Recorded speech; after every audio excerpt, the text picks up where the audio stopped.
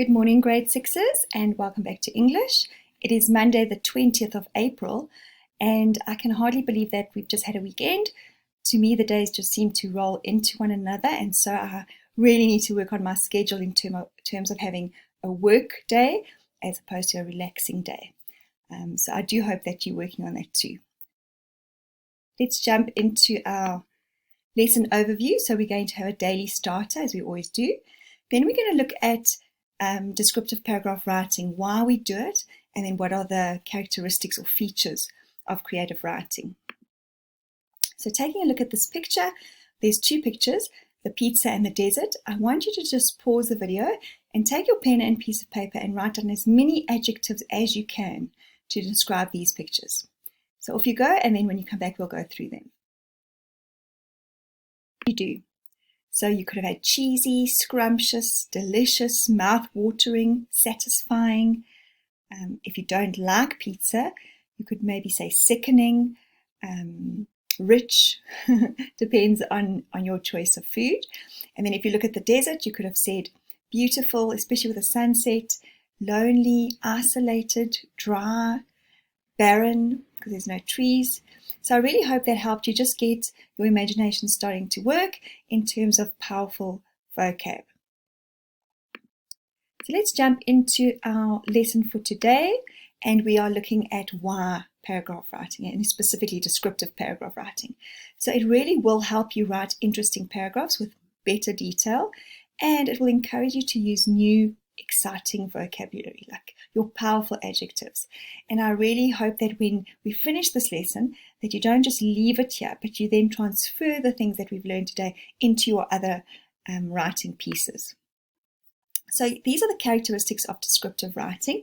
Another word for characteristics are features or parts. So what makes up good descriptive writing? And so if you want to paint a picture and bring your writing alive to your readers, you need to make use of these four things. You need to make use of your five senses, whether you're describing something that the reader is trying to imagine, or whether it's the actual subject that you are describing in some way.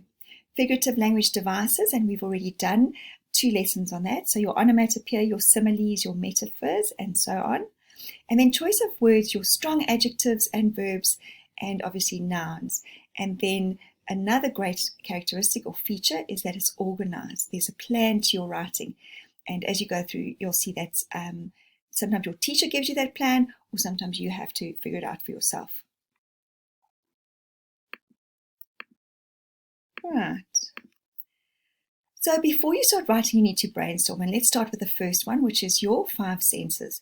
So what you see, what you hear, what you taste, what you smell, and what you can touch or feel.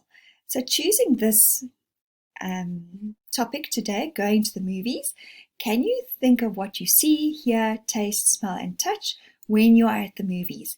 And so what I'd like you to do also is to pause and just write the 5 senses, and next to each one, things that you would see or hear or taste or smell or touch at the movies. So off you go.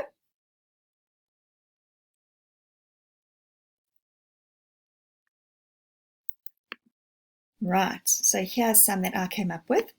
So most of the cinemas have those red or burgundy color seats, sometimes navy blue. But I just thought of what I see, and it's red seats. I see popcorn, people, cold drinks, the big screen. I see the tickets that we get, the low lighting when it's so dark. I see cell phones, when people are putting their cell phones on, that cell phone light as they're trying to look in people's bags. There's so many others that you could have put in. What do you hear when you're in the movies or at the movies? That crunching of popcorn, and I know some people really can't stand when they hear somebody chewing next to them, but that crunching of popcorn, that sipping of a cold drink, that slurping sound, the chewing, the music when it starts, words, people talking, swallowing, sniffing, crying, maybe it's a very sad movie, the laughing, and then the whispering or talking to each other during the movie. Things that you can taste, obviously the popcorn, the drinks, the sweets, the chocolates. What you can smell is also the popcorn and possibly the sweets or the chocolate smell. And then possibly, I hope not, but sometimes you can smell somebody who's next to you if they've come in from wherever they've been and they are quite hot and sweaty. Blah. And then we've got what you can feel. So you can feel the soft seats, you can feel that paper cup that you're holding, the box of popcorn, the actual popcorn pieces, your ticket. Other things that you can feel, not in terms of physically, but inside, is you can feel relaxed, maybe you can feel nervous because it's quite scary movie. You can feel suspense, fear.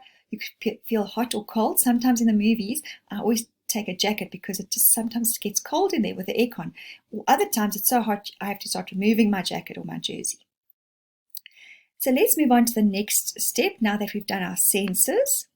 Now we'd be looking at using our figurative language devices. So the ones that we've learned. I haven't included alliteration here just for space, but let's take a look. So onomatopoeia, remember those are sound devices. So it's your boom, bam, crash.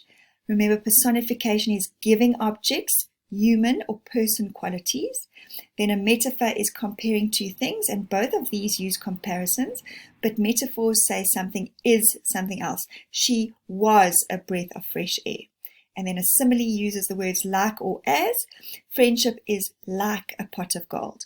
So what I'd like you to do here as well is to pause the video and write next to each one. So just write your headings, personification, onomatopoeia, and next to it, write what kinds of words based on what we've just spoken about. So if you went back to this slide, based on that, what kind of sounds, what kind of descriptions could you use using your figurative language devices to describe the going to the movies, the movie scene. So pause, and then we'll go through it again together. Right, let's go. I've just put a few together.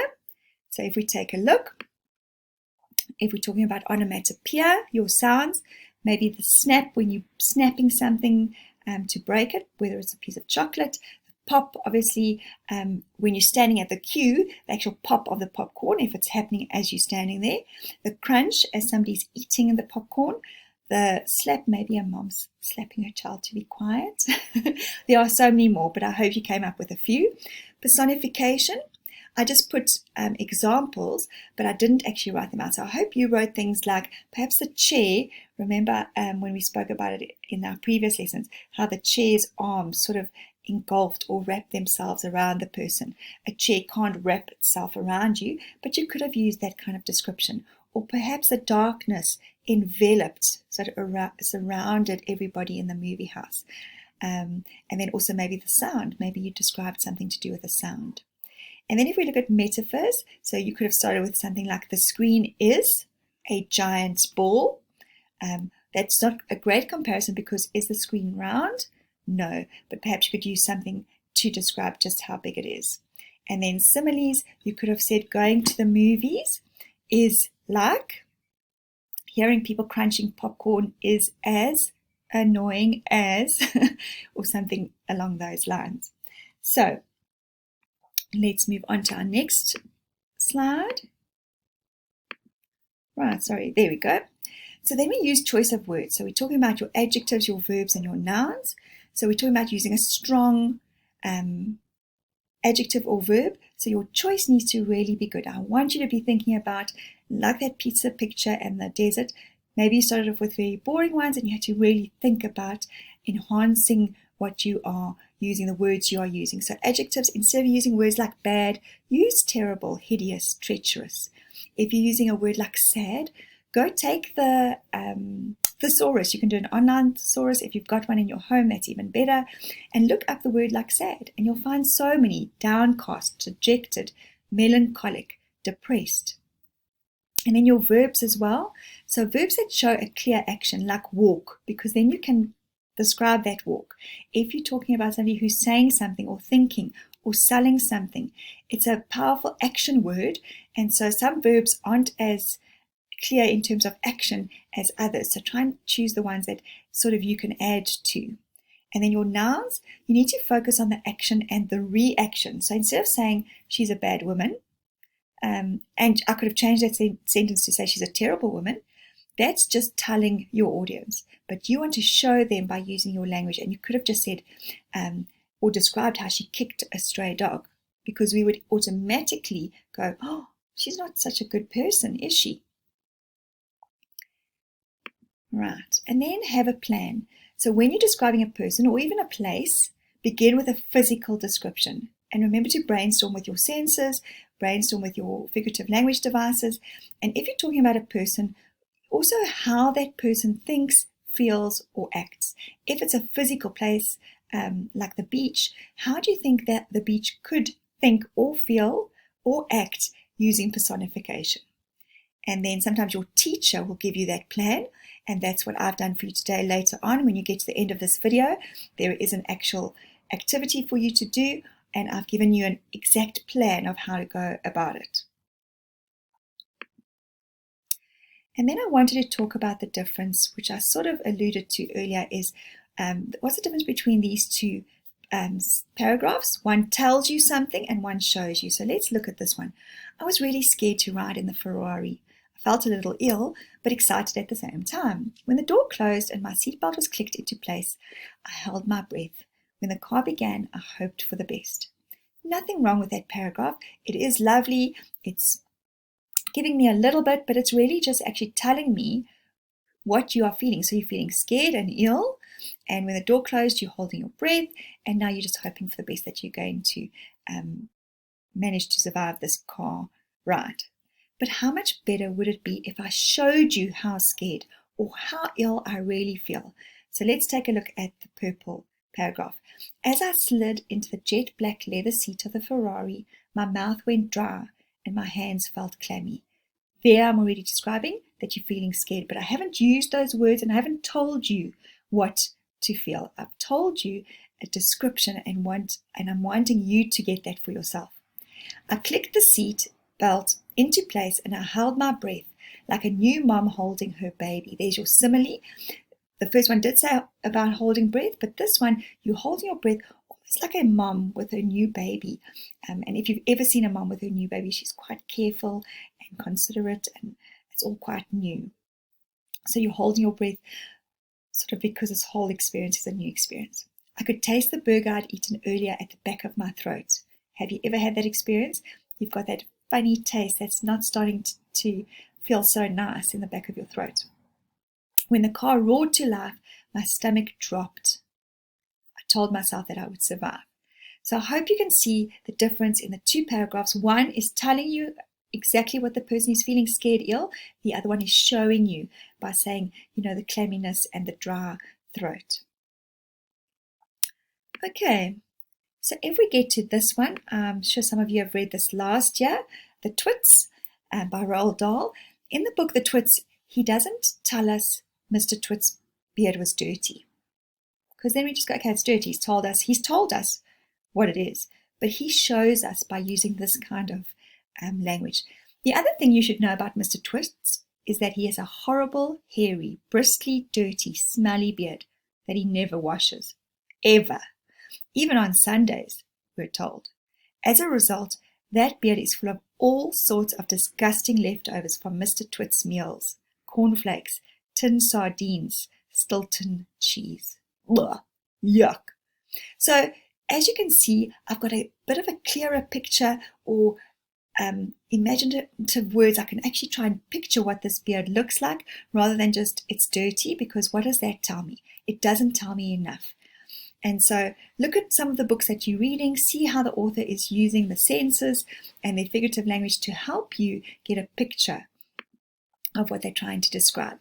So now it's your turn. I want you to look at these two sentences. The boy was mean, and the old man stood in the grass and relaxed as the sun went down. They're not terrible sentences, but they're just plain old sentences. They don't describe anything. So instead of telling me the boy was mean, show me what he did so that I can find out, oh, he's quite a mean boy. So I want you to completely change the sentence, and then this one as well. Describe a bit about the man. What is it he like? Tell me about the grass. Tell me about the sun. And then as soon as you've done that, we'll come back and go through it. So pause the video. Really take some time. Now don't rush it. There's no rush. You can pause and unpause me. You can stop me. You can mute me. But really do take this opportunity to come up with a better descriptive sentence. I hope the one with the boy, although we can't talk about it, and I'd love to be able to put that on the board and to get everybody's ideas, we can't. So I hope that you managed to do something interesting with that.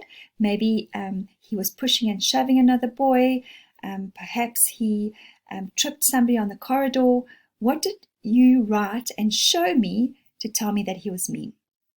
Looking at the second one, I thought I'd work on this one with you. The old man stood in the grass and relaxed as the sun went down. Look at this one. The grass caressed his feet. Can grass caress, which means to gently touch or give, it's almost like you gave somebody a squeeze or a hug. Can grass hug his feet? No. So there's your personification, which is lovely. And a smile softened his eyes. So you know when somebody smiles and their eyes crinkle up, especially if you're old, and the man we know is old, but now you're just telling me how, you're not actually telling me he's old, you're just describing, and I'm picturing as he's smiling, the softening of the eyes. A hot puff of air brushed against his wrinkled cheek as the sky paled yellow, then crimson, and with a breath, electric indigo. So we're also talking about the sun setting and relaxing in the first sentence. But can you see the hot puff of air brushed against his wrinkled cheek? So there's a little bit of the wind. And the old, again, his wrinkled cheek. And then there's the sky that's changing. We didn't just say the sun sets. It was a beautiful sunset. We said as the sky paled, so it started to change, yellow, then crimson, and within a breath, so not much later, electric indigo. A much better, more creative, more descriptive sentence. And then I love this that I found talking about the blonde guitar. And this is somebody else's description of their guitar. My most valuable possession is an old, slightly warped blonde guitar. The first instrument I taught myself how to play. It's nothing fancy, just a Madeira folk guitar, all scuffed and scratched and fingerprinted. At the top is a bramble of copper-wound strings, each one hooked through the eye of a silver tuning key. The strings are stretched down a long, slim neck, its frets tarnished, the wood worn by years of fingers pressing chords and picking notes. The body of the Madeira is shaped like an enormous yellow pear, one that was slightly damaged in shipping. The blonde wood has been chipped and gouged to grey, particularly where the pick guard fell off years ago. No, it's not a beautiful instrument, but it still lets me make music, and for that, I will always treasure it. So this is another one that we can look through in detail. He's talking about a very valuable possession, even though it's old, slightly warped, so it's slightly bent. It's the first instrument that he learned to play, which gives a little bit of nostalgia or memories, which helps us go, oh, that's awesome. It's nothing fancy, just a Madeira folk guitar, all scuffed and scratched and finger painted. So obviously we're thinking this is quite a worn, used guitar. It's not a brand new one. There's actual fingerprints on it from where he strummed or pushed his fingers against the strings. At the top is a bramble of copper wire strings. Bramble is bringing us back to the picture of a bush or a bramble bush.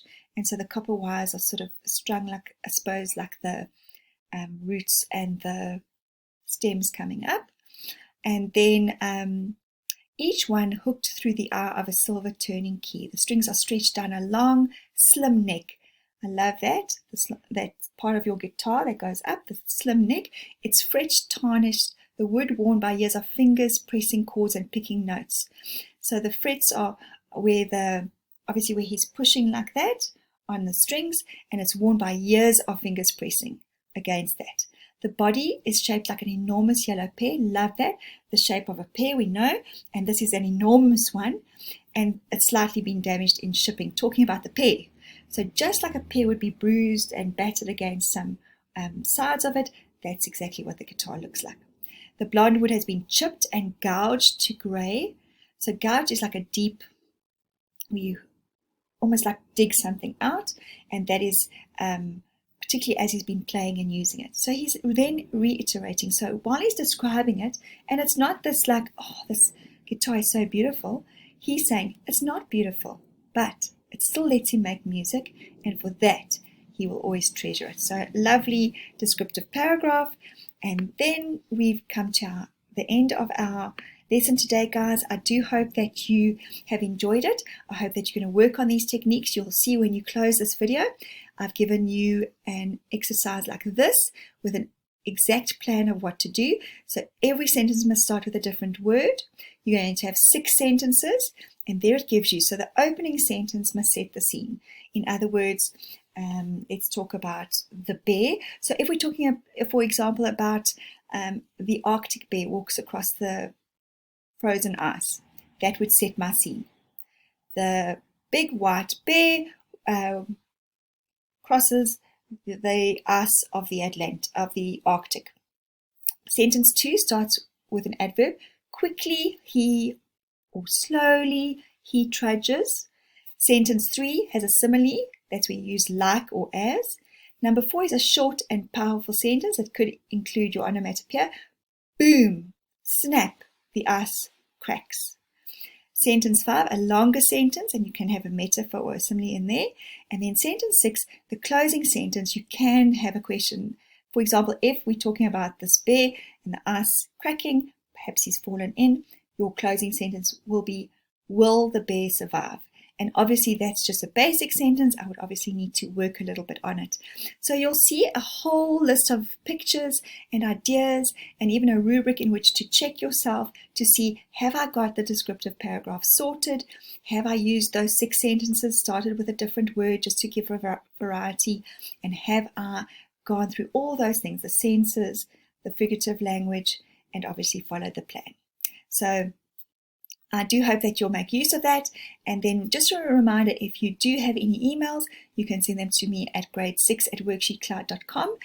Please make sure the subject line is appropriate. In other words, if it's grade 6 English, make sure that's your heading, because then at least it comes to me and not the maths or natural science teacher. Okay, and so we've come to the end, and I really am grateful that you've been watching. I do hope you'll have a lovely day further, and then I will see you tomorrow. Same time? Yes, same place. Bye, everybody.